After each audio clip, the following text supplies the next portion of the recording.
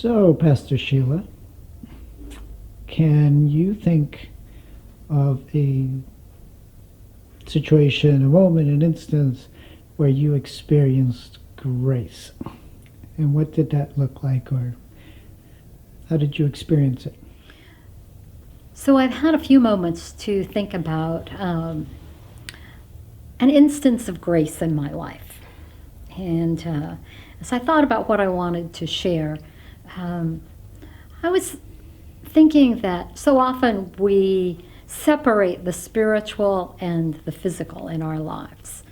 And as I was thinking about times in my life where I've really experienced God's grace, um, there are three things that come to my mind, and they all are physical but yet spiritual. Probably the most profound example of God's grace was the birth of our first child. Uh, the first child simply because it was new and the first time to experience it.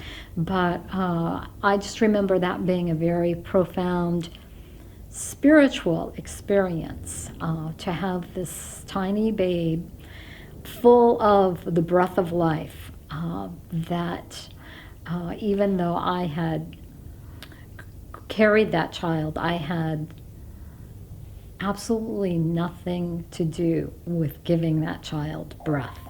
And it was just a very moving experience for me. And then the second example is when I had my hip replacement 2 years ago, dealing with a birth defect that I'd been living with for 50 some years. And in some ways thinking that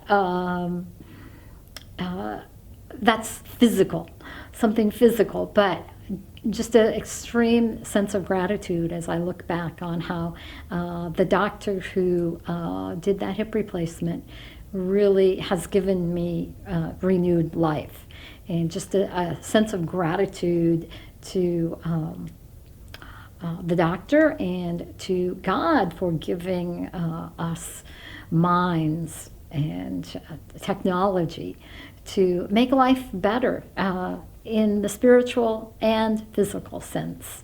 It's great. And then I think also about my doctor, my GP, who sent a request for a mammogram over a year ago. And routine as it was, discovered a small cancerous growth. And because she sent me for my overdue mammogram, we were able to deal with it in a pretty easy way.